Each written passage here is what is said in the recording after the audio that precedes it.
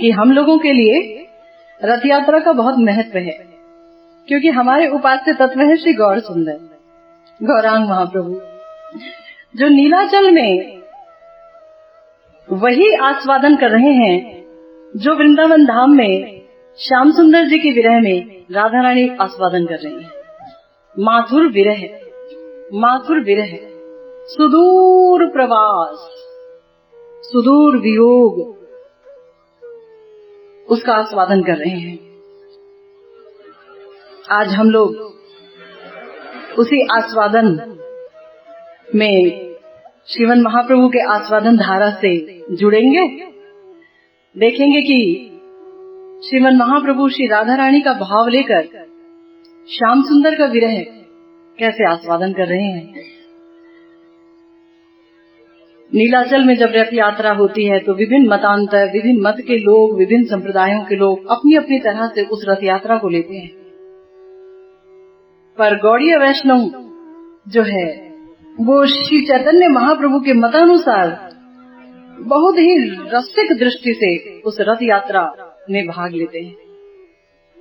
चैतन्य महाप्रभु यानी स्वयं ब्रजेंद्र नंदन श्री राधा रानी के महाभाव से युक्त होकर के पधारे नीलाचल में, गंभीरा में आस्वादन कर रहे हैं माथुर विरह का। पूरे वर्ष राधा रानी का महाभाव लेते हैं और श्याम सुंदर के स्वप्न देखते रहते हैं, श्याम सुंदर के बिना तड़पते रहते हैं और जगन्नाथ मंदिर में जाकर भाव नेत्रों से जगन्नाथ जी को दर्शन करते हैं। और जगन्नाथ जी का दर्शन श्री श्याम सुंदर यानी बंसी वादक श्याम सुंदर ब्रजेंद्र नंदन के रूप में करते हैं। तब उन्हें सुभद्रा जी भी नहीं दिखती, बलराम जी भी नहीं दिखते, क्योंकि इनको देखने से रसाभास आ जाएगा। राधा रानी नहीं देखती किसी को श्याम सुंदर के अलावा, तो मात्र श्याम सुंदर का वो दर्शन करते हैं। लेकिन क्या दर्शन करते हैं? दर्शन करते हैं कि ये मेरे श्याम सुंदर है। और अचानक जब उनकी नजर बलभद्र और सुभद्रा जी पे पड़ती है तो उनको बड़ी चोट लगती है। सोचते हैं कि ओहो, ये द्वारिका में मैं कहां से आ गई, ये मथुरा में मैं कहां से आ गई, ये कौन बैठे हैं, मेरे श्याम सुंदर इतनी दूर हो गए। तो जब रथ यात्रा होती है तो रथ यात्रा के समय गौरांग महाप्रभु रथ के आगे नृत्य करते हैं श्री राधा रानी के भाव में कि मैं अपने कृष्ण को मथुरा से निकालकर वृंदावन में ले जा रही हूँ। ये है रथ यात्रा का हमारे लिए महत्व। और गुंडीचा मंदिर है हमारा वृंदावन, वहां पर गुंडीचा मंदिर की खूब मार्जन करते हैं। 2-3 दिन पहले खूब सफाई करते हैं, जैसे मानो कुंज निकुंज को सजा रहे हो कि राधा अभी श्याम सुंदर आएंगे यहाँ पर, निकुंज को सजा रहे हैं वासक सज्जा के रूप में, वासक सज्जिका के रूप में। समझ आ रही बात कि राधा रानी मानो कुंज निकुंज को सुंदर से सजा रही हो कि श्याम सुंदर का मुझे यहाँ स्वागत करना है। तो वो है गुंडीचा मार्जन हम लोगों के लिए।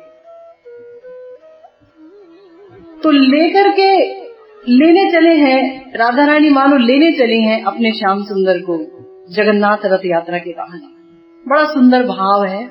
आइए डूबते हैं हम उसी भाव में, क्योंकि कल ही तो इस भाव का आस्वादन किया है गौर सुंदर ने, और अभी कल को गए हुए 24 घंटे नहीं बीते हैं। तो बहुत सुंदर भाव है। हम भी चलते हैं उसी रथ यात्रा में जहाँ श्रीमन महाप्रभु हैं। महाप्रभु नाच रहे हैं रथ यात्रा में। कभी भूमि पर पड़ते हैं, कभी लगता है सांस नहीं आ रही है, कभी नेत्र और नाक से इतना जल बहता है, कभी मुंह से फेन गिरता है, झाग गिरता है। जबरदस्त सात्विक विकार। राधा रानी का महाभाव श्याम सुंदर के शरीर पर गौर सुंदर हो गए हैं। और तब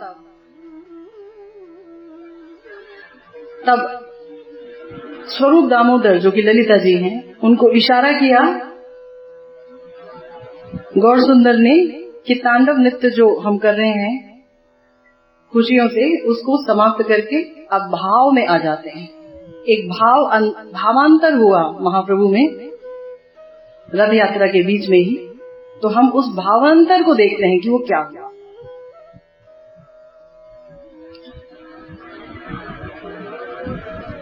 स्वरूप दामोदर गा रहे हैं, से तो प्राण नाथ पाइनु जहा लागी मदन दहने झुरी गहनु, कि आहा आज तो मुझे वही प्राणनाथ मिल गए हैं जिनके विरह में मैं झुलस गई थी। मातुर विरह का आस्वादन में, जिनका विरह सहते सहते, दुख सहते सहते मैं झुलस गई थी, आज मैंने उन्हीं कृष्ण का दर्शन पा लिया है। आज मेरे साथ वही कृष्ण हैं। आगे आगे चल रहे हैं गौर हरि रथ के, और ठीक जगन्नाथ जी रथ के ऊपर बैठे हुए हैं और जगन्नाथ जी देख रहे हैं। तो धीरे धीरे आनंदे मधुर नृत्य करेन ईश्वर गौरचंद्र हमारे, और धीरे धीरे जगन्नाथ करेन गमन, आगे नृत्य करी चलेन सचीर नंदन, जगन्नाथे नेत्र दिया सबे नाचे गाए, कीर्तनिया सह प्रभु पाचे पाचे जाए। जगन्नाथे मग्न प्रभुर नयन हृदय, श्री हस्त जुगे करे गीतेर अभिनय, गौर यदि पाछे चले श्याम हो स्थिर, गौर आगे चले श्याम चले धीरे धीरे।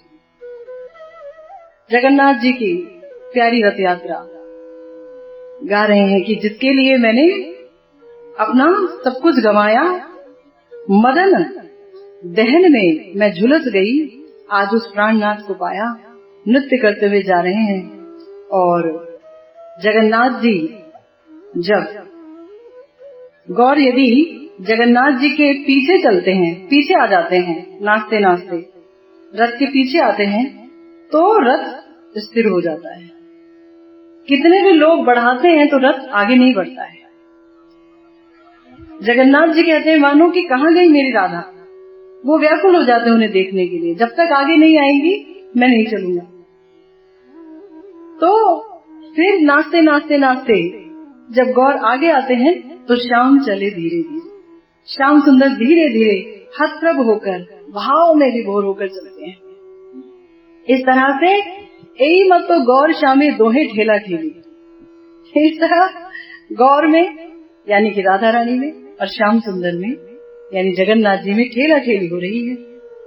सो रथे श्यामे रे राखे गौर महाबली, अपने बस में गौर महाबली ने श्याम सुंदर को रख दिया है कि मैं पीछे गया तो श्याम सुंदर का आगे बढ़ने को मन नहीं, और आगे आए तभी राधा रानी का नृत्य देखकर हतप्रभ हैं और धीरे धीरे चलते हैं।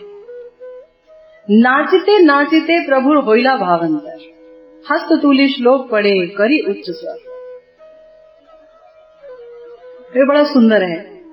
नाचते नाचते नाचते नाचते प्रभु तो इतने खोए हुए हैं जगन्नाथ जी का दर्शन करके कि अचानक उनका भावांतर हुआ और उन्होंने एक श्लोक पढ़ा। क्या श्लोक पढ़ा उन्होंने? या कौमार हरः स एव ही वरसा एव चैत्र क्षपास्ते चोण मिलित मालती सुर भया प्रौढ़ा कदम्ब नीला, सा चैवास्मि तथापि तत्र सुरत व्यापार लीला विधौ रेवा रोदसी वेतसी तरुतले चेता समुत्कंठ। बड़ा सुंदर श्लोक पढ़ा, मगर इस श्लोक का अर्थ स्वरूप दामोदर जी के अलावा किसी को समझ नहीं आया। बार बार बोले जा रहे हैं श्लोक को, नाच रहे हैं और रो रहे हैं और बोले जा रहे हैं श्लोक को, कोई समझ नहीं पाया। लेकिन संक्षेप में इसका जो भावार्थ है वो क्या है? कह रहे हैं कि पूर्व में पहले जब कुरुक्षेत्र में गोपियां गई थी, श्याम सुंदर तो मथुरा चले आए थे, मथुरा आने के बाद द्वारिका चले गए, उसके बाद कभी गोपियों से मुलाकात नहीं हुई। तो जब सूर्य ग्रहण हुआ तो सब लोग कुरुक्षेत्र में गए नंद बाबा भी गए, इधर से श्याम सुंदर भी गए, समस्त रानियां गई, और यहाँ से राधा रानी और सारे गोपियां गई। तो जब गई तो क्या हुआ था, तो जैसे ही कृष्ण को देखा तो कृष्ण को देखकर तुरंत सब लोग आनंदित हो गए। बाबा आनंदित हो गए, मैया आनंदित हो गई, ब्रजवासी जन आनंदित हो गए कुरुक्षेत्र में देखकर। लेकिन राधा रानी आनंदित होकर भी बहुत दुखी रही अंदर से कि ये देखना कोई देखना नहीं है। कुरुक्षेत्र में तुम्हारा मिलना कोई मिलना नहीं है। क्यों? मैं वही कृष्ण तो हूँ, वही तो श्याम सुंदर हूँ।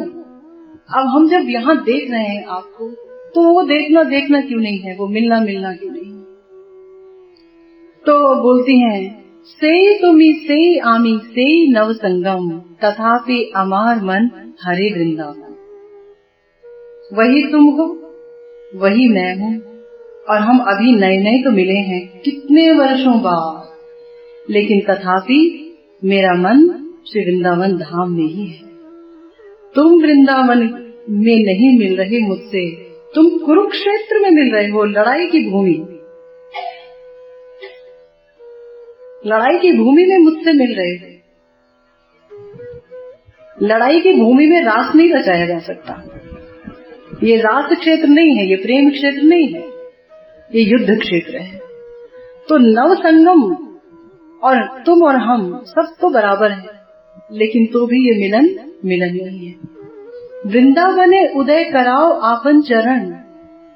अगर तुम मुझसे मिलना चाहते हो कृष्ण, तो तुम अपने ये चरण श्री वृंदावन धाम में ही उदित कराओ,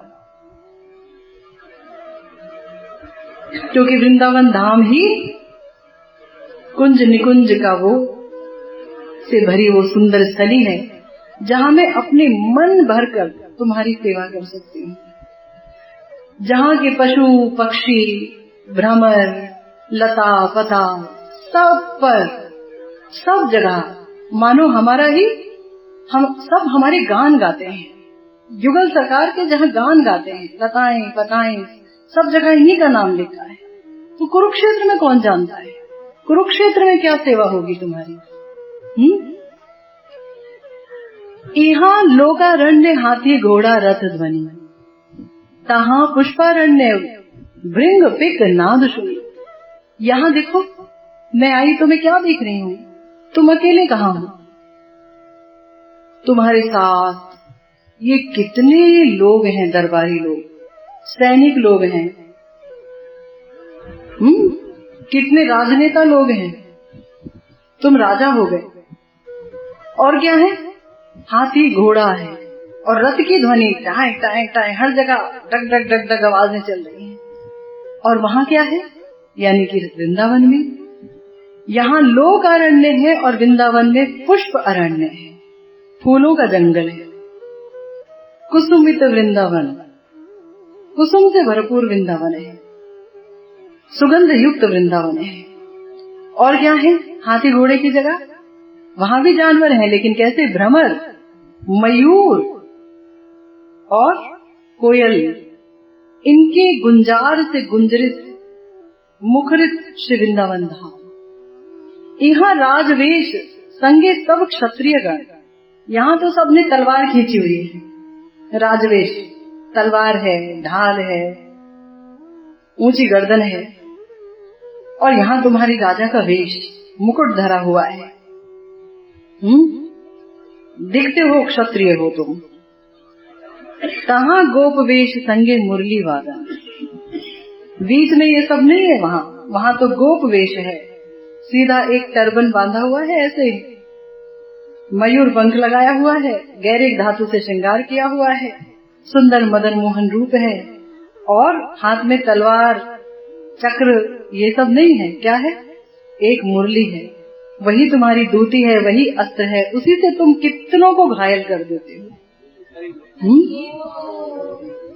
तो यहाँ जो है वो अजनबी चीज है, परिचित है। वहाँ यानी कि श्री वृंदावन धाम में जैसे तुम दिखते हो वही मुझे चाहिए, ब्रजे तुम्हार संगे जे सुख आस्वादन, से सुख समुद्रे यहाँ नाही एक कण।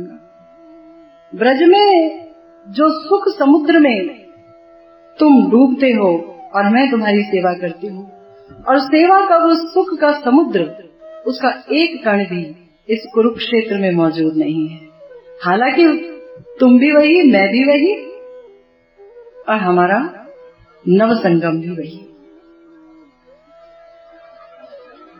आमा लैया पुनः लीला कराहु वृंदावने, तबे अमार मनोवांछा है तो पूरणे।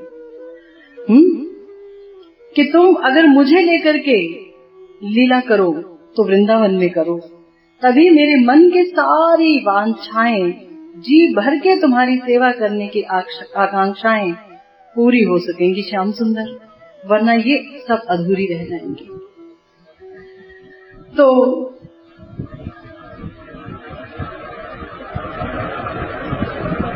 श्रीमद् भागवतम में वर्णन आया कि जब गोपियों को श्याम सुंदर ने देखा तो क्या कहा। उन्होंने कहा था क्या, श्याम सुंदर ने कहा, सुखदेव गोस्वामी जी ने कहा कि कुरुक्षेत्र में गोपियों को देखने पर कि आहुश्च नलिन नाव पदार विंदम योगेश्वरेर हृदि विजंत्यमगाध बोधे संसार कूप पतितोत्तरणावलंबन गेहम जुषामपि मनस्युद्यात् सदा न। क्या कह रहे हैं? कह रहे हैं कि देखो, जिसके भी मन में भगवान के चरणार विंदों के लिए जगह बन गई, जिसका मन भगवान के चरणों में लग गया, तो ऐसा व्यक्ति जो है संसार कूप से उसका उद्धार हो जाता है, संसार रूपी कुएं से उसका उद्धार हो जाता है। गोपियों, तुम्हारा मन मुझ में लग गया, अब तुम्हें संसार नहीं सताएगा। तो गोपियों ने क्या जवाब दिया? गोपियों ने क्या जवाब दिया? गोपियों ने जवाब क्या दिया, और राधा रानी मानो क्या कह रही हैं अपने इस भाव के बारे में श्याम सुंदर को देख के, कि जो मथुरा का विरह उन्होंने सहा और कुरुक्षेत्र में मुलाकात हो रही है। राधा रानी जो कह रही है वस्तुतः वो गौर सुंदर कह रहे हैं, गौर सुंदर जो कह रहे हैं वस्तुतः वो राधा रानी कह रही है, क्योंकि गौर सुंदर क्या है? राधा रानी ही है। इस समय विरहिणी राधा का स्वरूप है उनका। आनेर हृदय मन मोर मन वृंदावन, मने बने एक करी जान। सचेत कर रही है कि दूसरों का जो हृदय है ना, दूसरों के सीने में रखा जो हृदय है उसे मन कहते हैं, मगर जानते हो श्याम सुंदर, मेरा हृदय मेरे पास नहीं है, वृंदावन ही मेरा हृदय है, वही मेरा मन है। तो मेरे मन और उस वन को एक करके समझना। अगर मेरे मन में उदित होना चाहते हो तो वन में उदित होना होगा, अगर वन में उदित हो गए तो ही मन में उदित हो गए। कितनी सुंदर व्याख्या देखो। तहाँ तुम्हार पदोद्वय कराहो यदि उदय, तबे तुम्हार पूर्ण कृपा मानी। अगर वहां तुमने अपने ये दोनों चरण उदित कर दिए मेरे लिए, तुम वहां आ गए श्री वृंदावन धाम में और मेरी सेवा स्वीकार की, तो मैं मानूंगी कि हाँ, तुम्हारा पूरा उपकार मुझ पर हुआ, तुमने पूरी पूरी कृपा कर दी मुझ पर। ये नहीं कि तुम यहाँ इतनी बड़ी बड़ी बातें कर रही हो, यहाँ बातें कर दिया तुमने कि अगर हमारे मन तुम में लग गए, हमारा संसार से उद्धार हो गया, संसार का उद्धार हो गया। बड़ा अच्छा जवाब देंगी इस बात का। प्राणनाथ सुनो मोर सत्य निवेदन। सब गौर सुंदर बोल रहे हैं नाचते नाचते। राधा रानी का महाभाव, मेरा सत्य, मेरे हृदय की ये अभिलाषा सुनो। एक ही अभिलाषा है, क्या? ब्रज अमार सदन तहाँ तुम्हार संगम, ना पाइले न रहे जीवन। राधा रानी कहती हैं कि जो ब्रज है वही मेरा घर है, वृंदावन धाम, और वहां अगर तुम्हारा संगम मुझसे नहीं हुआ तो मेरा जीवन नहीं रहेगा। वो कुंज निकुंज में अगर मैं तुम्हारी सेवा नहीं कर पाई तो ये जीवन बेकार है। क्योंकि जितना अनौपचारिक ढंग से, जितना निबिड़ता से श्याम सुंदर अपने प्रिया जी से वहां मिल पाएंगे, वो लोकारण्य के बीच में कैसे मुलाकात होगी, महल में भी कैसे होगी? कोई जवाब ही नहीं, कोई तुलना ही नहीं, क्योंकि वहां तो राधा रानी का मन ही नहीं। तो बोलते हैं, पूर्वे उद्धव द्वारे एवे साक्षात हमारे, योग ज्ञाने कहिला उपाय। अब बड़ा ताना दे रही है, कह रही है कि श्याम सुंदर, हृदय को दुखाना कोई तुमसे सीखे, दिल को कैसे जलाया जाता है, तीर कैसे फेंके जाते हैं, ये कोई तुमसे सीखे। पहले जबकि तुम्हें हमसे मिलने आना था, दुख तुमने हमें दिया, तुम जुदा हुए, तुम चले गए हमसे दूर, तो हमें सांत्वना देने भी तुम्हें ही तो आना था। तुमने उद्धव जी को भेज दिया, भेजा तो भेजा, उनके हाथों कैसे संदेश कहला दिया कि मैं तुम्हारे सबके हृदय में हूं, मैं भगवान हूं। कैसा अजीब सा संदेश। पहले उद्धव जी को भेज के हमें ज्ञान सिखाने की कोशिश की, ज्ञान योग में डालने की कोशिश की, और अब तुम यहाँ खुद कुरुक्षेत्र में हमसे इतनी बड़ी बड़ी बातें कर रहे हो। लाज तो आ नहीं रही होगी तुम्हें कि प्रेमिक भक्तों को, प्रेमियों को छोड़ दिया तुमने, पलट के खबर भी नहीं ली, और अचानक हठात बिना बुलाए हम अचानक मिल गए। तो तुम मुझे बता रहे हो कि गोपियों, तुम्हारा मन मुझ में लगा है ना, तो तुम्हारा संसार कुएं से उद्धार हो गया, संसार नहीं सताएगा तुम्हें, दोबारा जन्म नहीं लेना पड़ेगा। तो उद्धव जी से ज्ञान की बातें कही, और आज इतनी बड़ी बड़ी ज्ञान की बातें खुद हमें कह रहे हो। प्रेम की क्या ये रीत है कि ऐसे कटीले वचन कहो? प्रेम तो प्रेम से ही मानता है ना, प्रेमी को तो प्रेम ही चाहिए ना, कि ज्ञान के उपदेश चाहिए। बताइए। तो कह रही है, तुम्हें विदग्ध कृपामय जाना हो अमार हृदय, मोरे ऐसे कहिते न जुआए, चित्त काढ़ी तोमा होइते, विषय चाही लगाएते, जत्न करी नारी काढ़ी बाए। कहते हैं, देखो कृष्ण, तुम बहुत निपुण हो, सुचतुर हो, बातें बनाने में बहुत आगे हो, और कृपा भी करते हो, कृपामय भी हो। तुम तो हमारे हृदय को जानते हो, लोग कहते हैं तुम अंतर्यामी हो।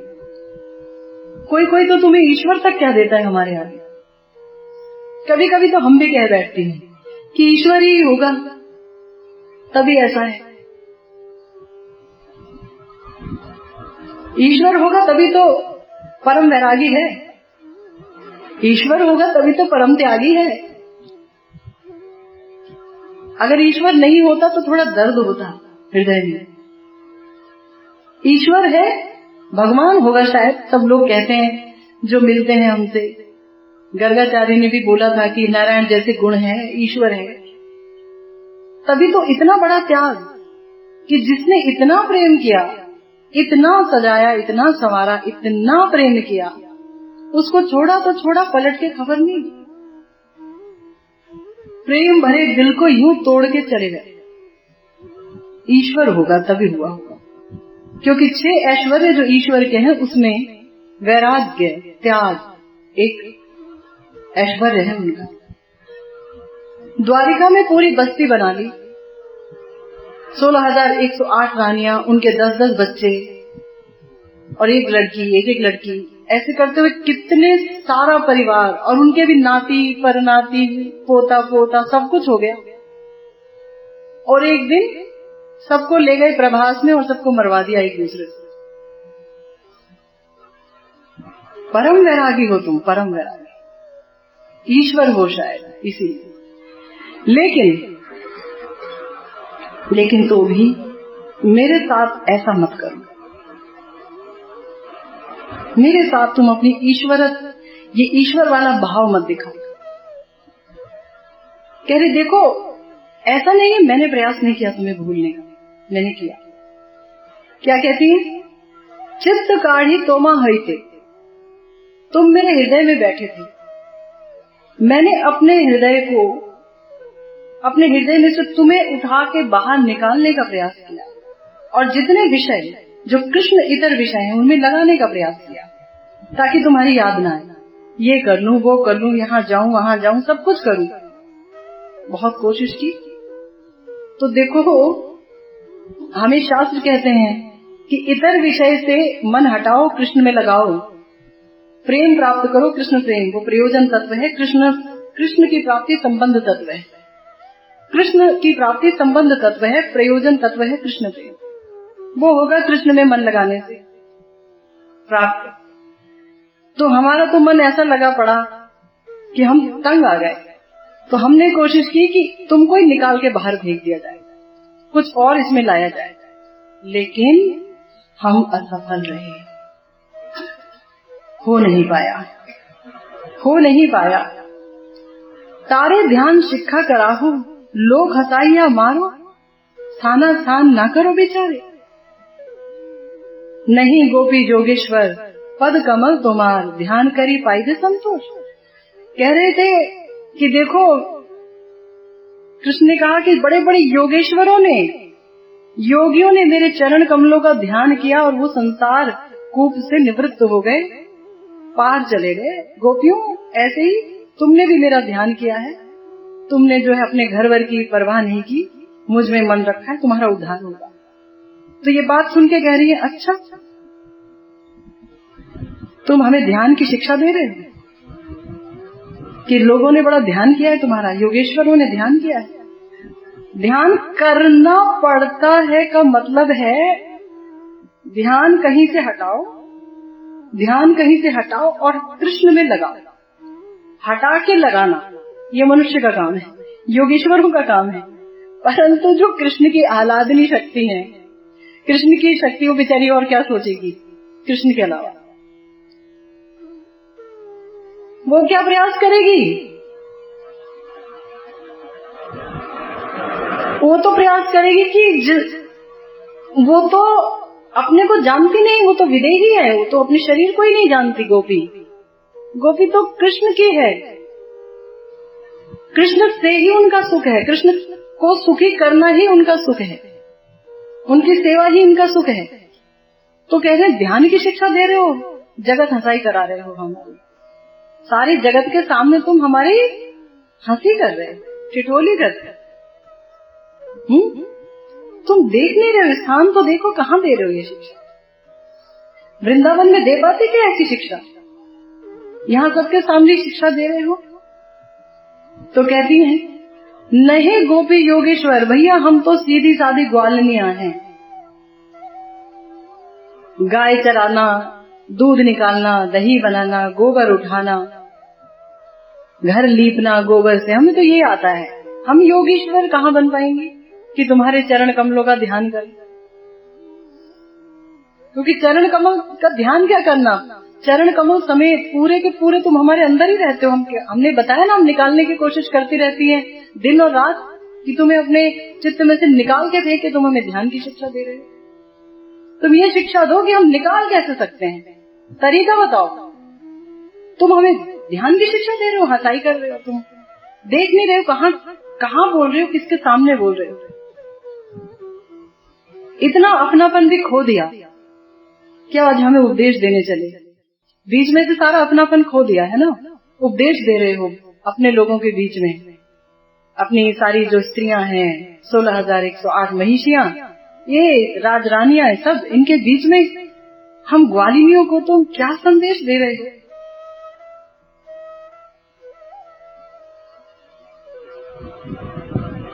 तो बोलती हैं, हम गोपियां हैं, योगेश्वर नहीं हैं कि तुम्हारे चरण कमलों का ध्यान करके हम बड़े संतोष पाएंगे। तुम्हार वाक्य परिपाटी, तार मध्य कुटी नाटी, सुनी गोपीर आरो बाढ़े रोष। तुम ये चालाकियां करना बंद करो हमसे, ये कुटी नाटी, ये डिप्लोमेसी, ये डिप्लोमेटिक वर्ड्स, ये कूटनीतिक वर्ड्स, ये शब्द ये बाहर शोभा देते हैं। हम ग्वालिनियां हैं, हम नहीं समझ पाएंगे, हम सीधी सादी हैं, हमें नहीं समझ आएगा। तो तुम्हारी ये जो झूठ है, झूठी जो परिपाटी है क्योंकि वृंदावन में कोई और रंग था। हाथ जोड़ के पीछे पीछे घूमते थे, सखी मंजियों को मनाते थे कि जाओ राधा रानी को बोलो ना मुझसे बात कर ले, मान में चली गई हैं, भटक रहा हूँ 2 दिन से, खाया नहीं पिया नहीं, राधे राधे जपता रहता हूँ, और अब हमें इतनी बड़ी बातें सुना रहे हो कि बड़े बड़े योगीश्वर मेरे चरण कमलों का ध्यान करके संसार को पार कर गए।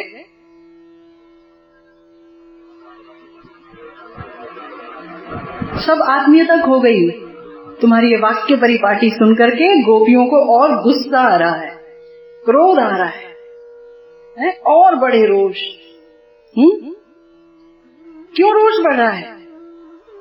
देह स्मृति नाही जार, संसार कूप कहाँ तार, ताहा होते ना चाहे उद्धार। अरे जिन गोपियों को तुम्हारे विरह में अपने शरीर की सुध नहीं रही, उन्हें संसार कूप क्या खाएगा। जिनको अपने शरीर की सुध है, शरीर के लिए मारे मारे फिरते हैं, तुम्हारी स्मृति के विहीन हैं, संसार तो उन्हें खाएगा ना। हमारा तो संसार भी तुम ही थे, तुम छोड़ के चले गए। तुम्हारे विरह में हमें देह की स्मृति कहाँ रही? कहाँ हम सजती धजती हैं, कहाँ हम खाती पीती हैं, वायु पान करके जीवित रहती हैं, आहों में डूबी रहती हैं, यही हमारा खान पान है। तुम्हारी कथा सुनती हैं, कहती हैं, उसी से प्राण धारण करे रहती हैं। तो जिसकी देह स्मृति ही नहीं है, क्योंकि जिसकी देह स्मृति होगी और भगवान की स्मृति नहीं होगी, उसे संसार पकड़ लेगा। लेकिन जिसके भगवान की ही स्मृति है, देह स्मृति नहीं है, उसे कौन सा संसार पकड़ेगा? तो किसको तुम योगेश्वर बनने का उपदेश देते? तो हमें उद्धार नहीं चाहिए। हम जैसे हैं वैसे ठीक हैं। तो विरह समुद्र जले, काम तिमिंगले गिले, गोपी गणे नेह तार पार। कहती अगर बचाना चाहते हो ना, तो किस चीज से बचाओ? अरे हम संसार रूपी कुएं से नहीं डरती, हमें देह स्मृति नहीं, संसार क्या खाएगा।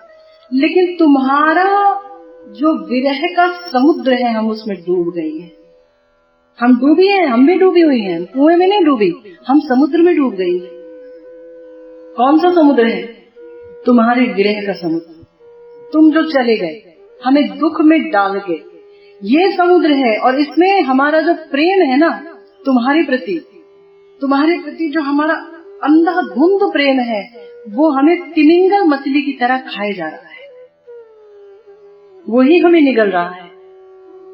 अगर तुम बचाना चाहते हो तो हमें इससे बचाओ।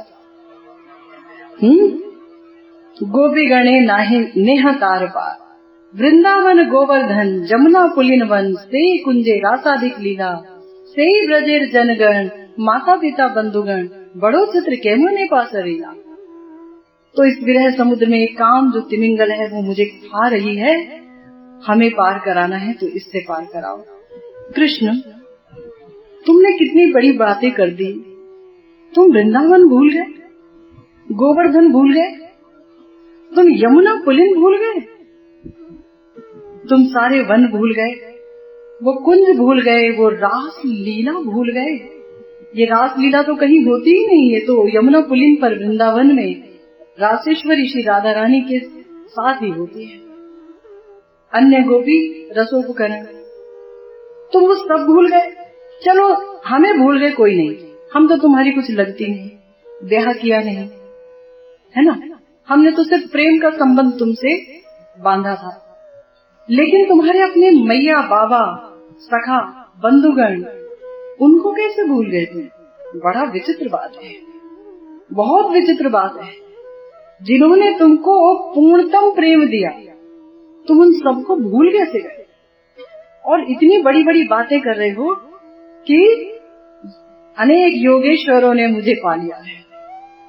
हम तो ऑलरेडी तुम्हें पाके रो रही हैं।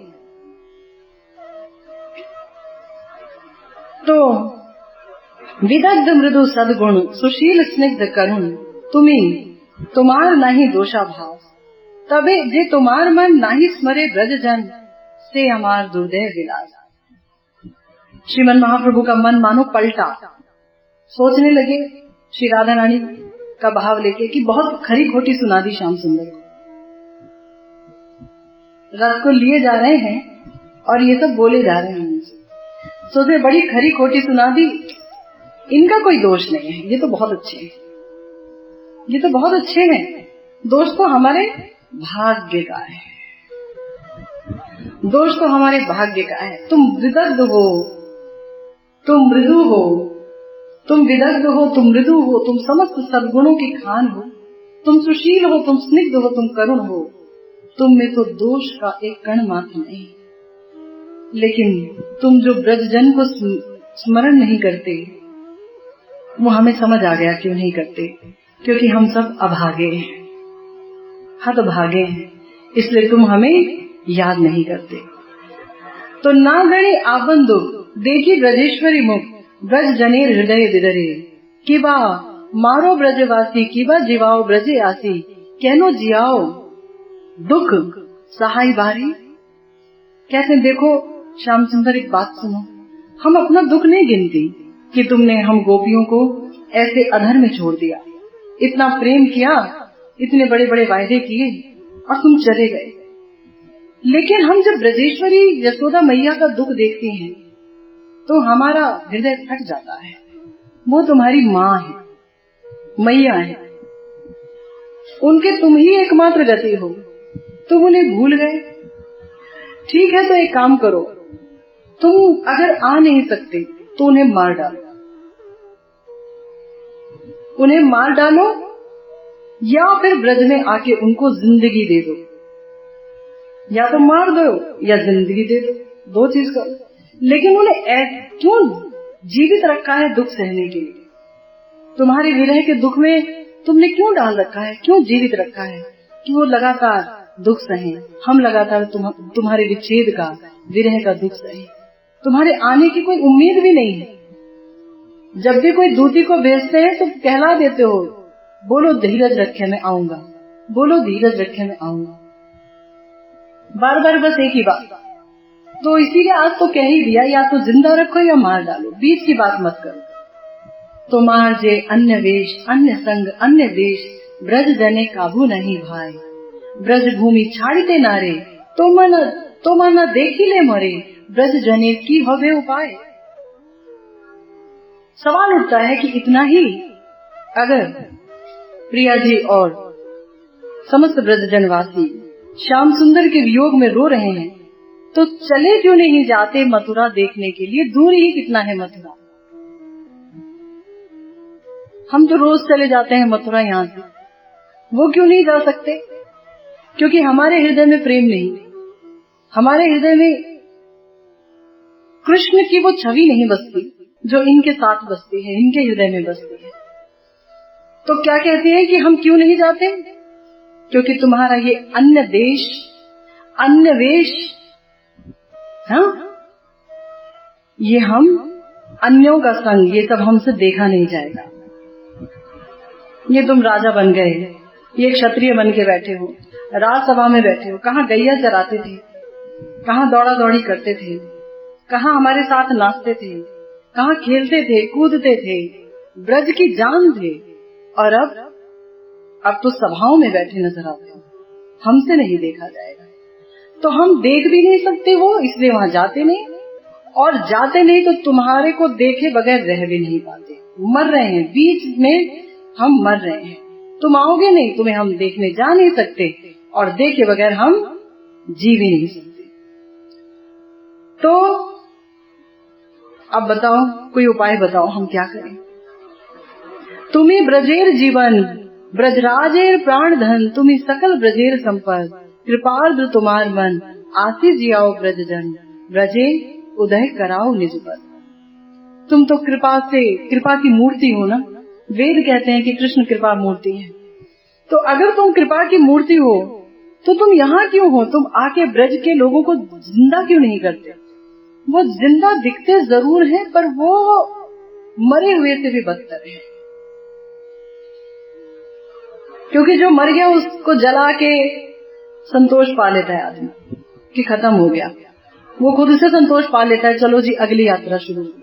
यहाँ तो बीच में प्राण अटके हैं, ना ऊपर से निकल रहे हैं, न नीचे जा रहे हैं कि जिंदा हो जाए।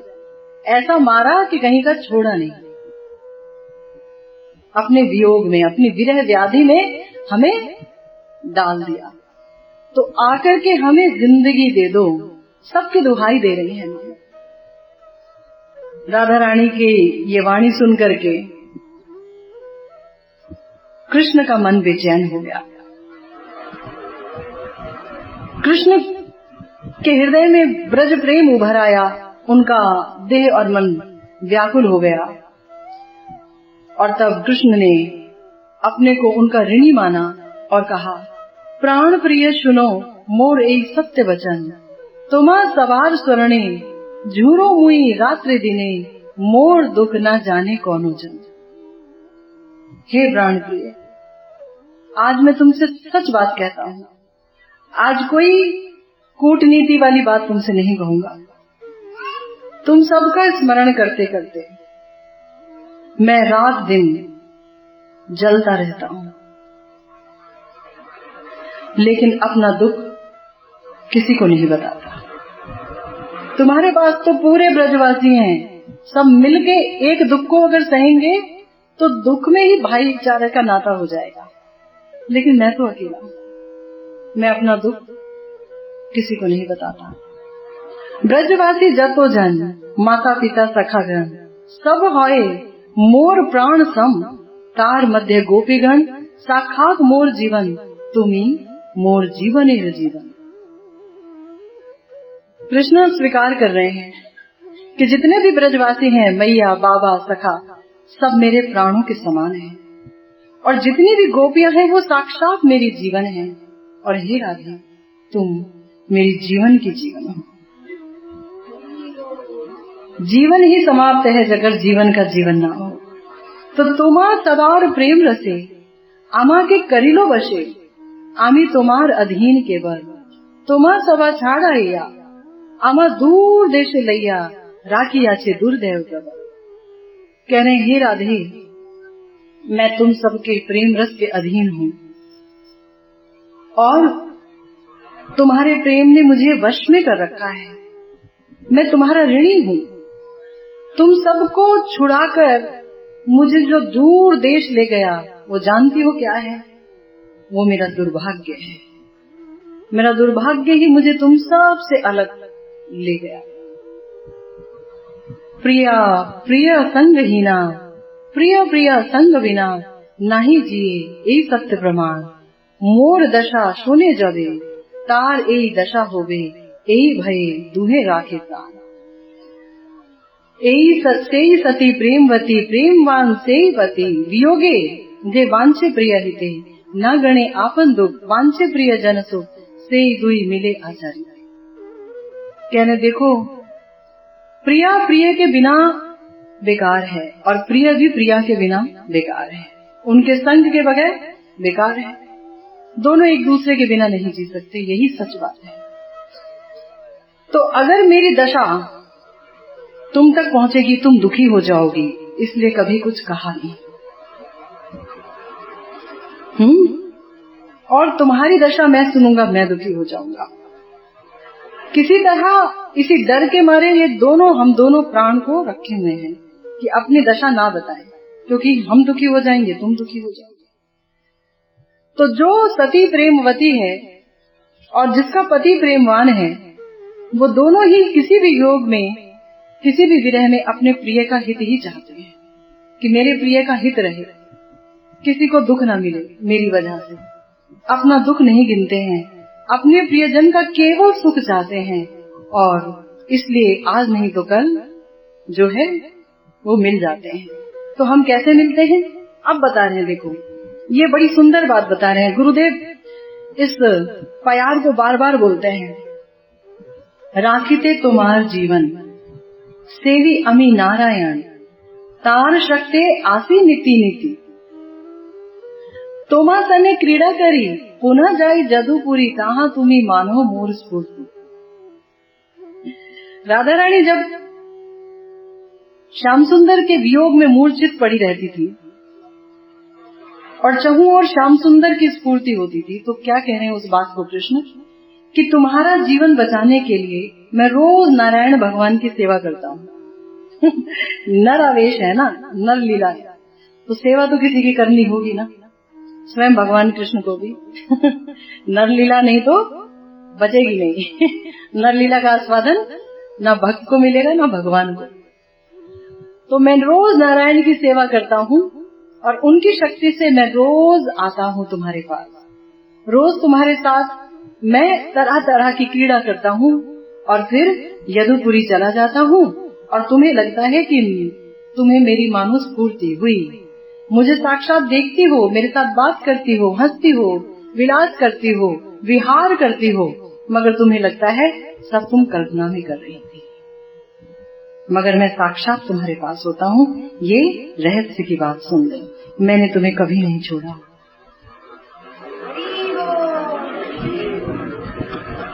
मोर भाग्य मो विषय तोमार जे प्रेम होए, से प्रेम परम प्रबल लुकाया आमा आने, संग कराए तोमा सने, प्रकट हो आनी बे सत्वर। कहते हैं मेरे भाग्य से तुम्हारा जो प्रेम मेरे विषय में है वो इतना प्रबल है कि ये प्रेम मुझे सबसे छुपाकर तुम्हारे पास ले आता है और तुम्हारा संग मुझे दान करता है। ये तुम्हारे प्रेम के बल पर ही मैं कर पाता हूँ। जादवेर विपक्ष जतो दुष्ट कंस पक्ष, ताहा अमी कैलो सब क्षय, आशे हुई 4 जन ताहा मारी वृंदावन, आइलाम अमी जानी हो निश्चय। कृष्ण अभी भी सांत्वना दे रहे हैं, कह रहे देखो कंस के जितने भी सहयोगी थे, और कंस के जितने भी सहयोगी थे मैं सबको मार के आ गया हूँ, कंस को मार दिया, लेकिन देखो अभी 2-4 शत्रु पड़े हुए हैं, जल्दी उन्हें मार दूं, मैं जल्दी से जल्दी वृंदावन आऊंगा। 2-4 शत्रुओं को और मार दूं तो मैं जल्दी से जल्दी आऊंगा, निश्चित जान लो। क्यों? कहते हैं देखो, सही शत्रुगण होते ब्रजजन राखीते, रही राज्य उदासीन हैया, जेबा स्त्री पुत्र धने करी राज्य आवरणे, जदु गणेर संतोष लागिए। कहने जानती हो मैं तुम्हारी चर्चा क्यों नहीं करता, जानती हो मैं यहाँ क्यों नहीं आता, क्योंकि वो जो शत्रु है ना उन्हें भनक लग जाएगी, उन्हें भनक लग जाएगी कि कृष्ण को वृंदावन बहुत प्यारा है, पहले वृंदावन को ही समाप्त कर डालो। तो उनसे तुम्हारी रक्षा करने के लिए, सबकी रक्षा करने के लिए मैंने इतना बड़ा त्याग किया है कि मैं सब जगह चला जाऊंगा। यहाँ तक बोला गया कि शायद युधिष्ठिर जी से मिलने के लिए वो कामवन में भी आए थे, मगर वृंदावन नहीं आए। कामा तक आए पर वृंदावन नहीं, द्वारिका से कामा तक आए पर वृंदावन नहीं आए, ये यहाँ तक भी बोला गया। तो कह रहे हैं कि क्यों नहीं आया, क्यों नहीं आया? कह रहे हैं सिर्फ एक कारण कि सबको ये दिखना चाहिए मैं अपने स्त्री पुत्र धन में बड़ा ही खुश हूँ, और राज्य का आवरण लेके कि मैं बहुत बड़ा राजा हो गया हूँ, और यदुगणों को बहुत संतुष्टि दे रहा हूँ, बड़े संतुष्ट होते हैं कि हाँ मैं घर बार में लगा हुआ हूँ। उन्हें नहीं पता कि मेरा मन रात दिन समस्त ब्रज जनवासियों को और तुम्हें स्मरण करके हमेशा जलता रहता है, मैं छुपा के रखता हूँ। तोमार जे प्रेम गुण करे आमा आकर्षण, आनिबे आमा दिन 10 बीशे, पुनः आसी वृंदावने, ब्रजवधु तोमा सने, बिलासी वो रजनी दिवस। एते तारे कही कृष्ण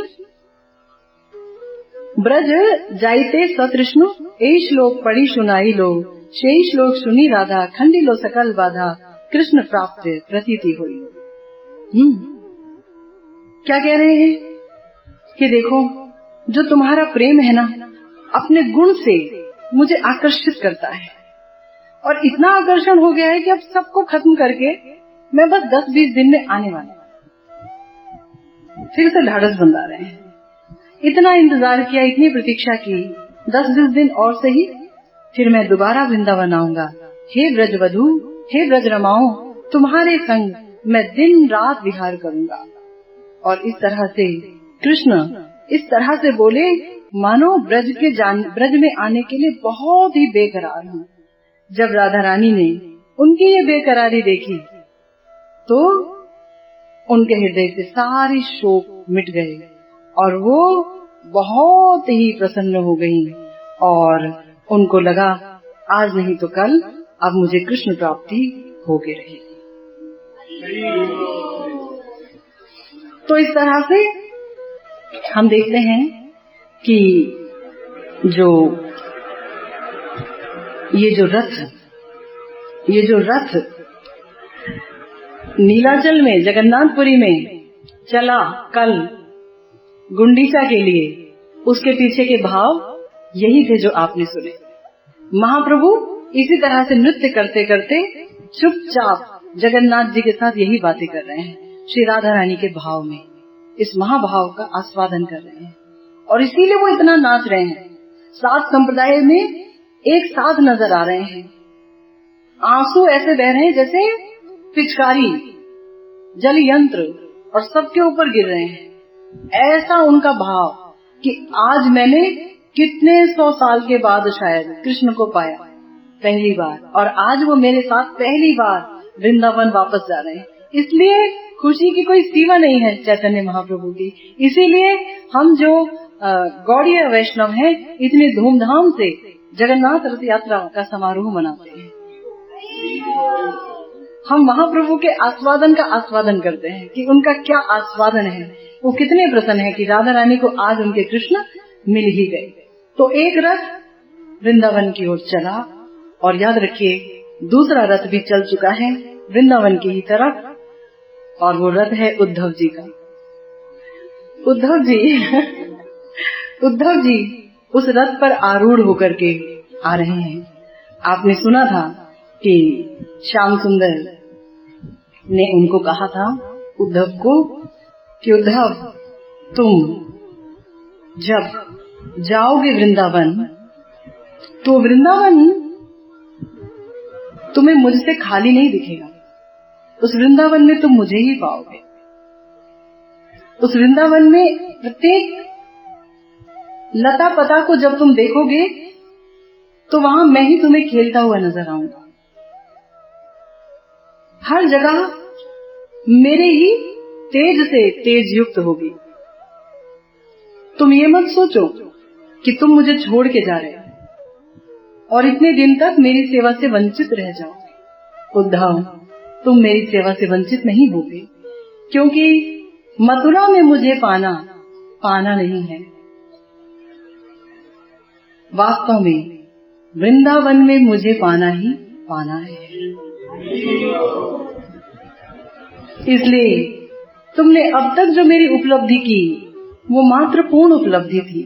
पूर्णतम उपलब्धि क्या होती है, और उस पूर्णतम उपलब्धि को पाने के लिए जिस प्रेम की आवश्यकता होती है, हे उद्धव, वो प्रेम भी तुम्हें हमारी गोपियां ही दे सकती हैं। वो प्रेम कृपा से मिलता है। वो प्रेम साधन सिद्ध नहीं है। साधन मात्र प्रेम नहीं दे सकता। जिस प्रेम से ब्रजेंद्र नंदन की उपलब्धि होगी, प्रिय प्रीतम की उपलब्धि होगी, वो मात्र साधन से प्रेम हासिल नहीं किया जा सकता। उसमें कृपा की बहुत जरूरत है। गुरुदेव की, वैष्णवों की और भगवान की कृपा जब मिलती है और साथ में हमारा पूर्ण साधन जितना हम कर पाते हैं वो मिलता है, तो उस ब्रज प्रेम की प्राप्ति होती है, जिसके कारण हम वृंदावन के श्याम सुंदर की मधुरिमा का आस्वादन कर पाते हैं। बिना प्रेम के भगवान दर्शन नहीं देते। अगर कोई आपको कहे आओ आओ मैं तुम्हें भगवान के दर्शन करा दूं, और आप लाइन लगा के चल दो कि हमें भगवान के दर्शन होंगे, तो पहले तो वो दर्शन करा नहीं सकता, और दूसरा अगर करा दिया तो कोई फायदा नहीं। करोगे क्या? बिना प्रेम के दर्शन के कोई मायने नहीं है। वो असाक्षात्कार है, असाक्षात्कार मिले ही नहीं। तो इसीलिए प्रेम ही प्रयोजन है। प्रेम होगा तो भगवान अपने से दर्शन देंगे, और प्रेम के कारण ही श्री कृष्ण का की जो भगवत्ता है वो समझ में आएगी। उनके माधुर्य का पूर्णतम आस्वादन प्रेम के तारतम्य परिमाण और जाति के अनुसार होगा। प्रेम का परिमाण कितना है और जाति क्या है प्रेम की, कौन से भाव का प्रेम है, उसके अनुसार उनकी मधुरिमा का आस्वादन होगा। इसलिए प्रेम है प्रयोजन तत्व। तो वो प्रेम उद्धव जी में नहीं है क्या? तो नहीं है, ब्रज प्रेम नहीं है, ऐश्वर्य भाव का प्रेम है। इसीलिए समझा रहे हैं कृष्ण कि तुमने मुझे जितना अपने सामने देखा ये मेरा स्वरूप नहीं है। मेरा स्वरूप है गोप वेश नटवर और साथ में मुरलीधर। तुमने मुझे बंसी बजाते नहीं देखा, तुमने मुझे रास रचाते हुए नहीं देखा, तुमने मुझे गोपियों संग क्रीड़ा करते नहीं देखा, तुमने मुझे मक्खन चुराते हुए नहीं देखा। तुमने मुझे हमेशा ऐश्वर्य भाव में देखा कि तुम ही हो माता पिता, तुम ही हो बंधु सखा, तुम ही हो साथी, तुम ही सहारे, तुम्हारे बिना हम कुछ नहीं। ये हालत में देखा। ये मेरा स्वरूप नहीं है, क्योंकि जिसका मैं बेटा हूँ वो मुझे मारने के लिए बिना हिचक के डंडे उठा लेती है और उसकी रस्सी में मैं बंध जाता हूँ। अगर उसे जाके तुम ये संदेश दोगे कि आपने तो भगवान को पूजा, भगवान आपके संतान के रूप में थे, तो वो अचरज से कहेंगी भगवान संतान के रूप में थे, तो भगवान में इतनी ताकत नहीं थी कि मेरी बांधी रस्सी खोल देता। सारा दिन इंतजार किया, नंद बाबा आए तो रस्सी खोली। कैसा भगवान? मैं दूध नहीं पिलाती थी, अपने स्तन का पान नहीं कराती थी, तो गुस्से में मटकी फोड़ दी। भगवान को भूख लगती है क्या? मेरा आंचल पकड़ के पीछे पीछे घूमता था, मक्खन दो, रोटी दो, गोदी दो, दूध दो। तुम कह रहे हो भगवान? तो उद्धव वहां जाके मुझे भगवान मत बोल देना। ये मैं तुम्हारा भगवान हो सकता हूँ, अपने मैया बाबा के लिए भगवान नहीं हो सकता। कांताओं को अगर भगवान कह के बोल दोगे, गोपियों को, तो भी सोचेंगे कैसा भगवान? भगवान तो आत्मा राम है। ये तो दिन रात हाथ जोड़ के यहीं पड़ा रहता था हमारे चरणों में। कुंज निकुंज में आने की इजाजत मांगता रहता था। हम ठेल देती थी तो भयते कांपता था कि राधा रानी कहीं गुस्सा न हो जाए, कांपने लगता था। ये कैसा भगवान? राज करता था, विहार करता था, हंसता था, बोलता था। ये भगवान है क्या? तो भगवान कहोगे तो वो हतप्रभ होके देखेंगे कि क्या बोल रहे हैं उद्धव जी। तो तुम अगर भगवान कह के संबोधित करोगे गोपियों के सामने उद्धव, और कहोगे कि सुनो मैं बताता हूँ कृष्ण के बारे में, मैं बताता हूँ, तो तुम्हारी कोई बात नहीं सुनेंगे, तुम्हें देखेंगे भी नहीं।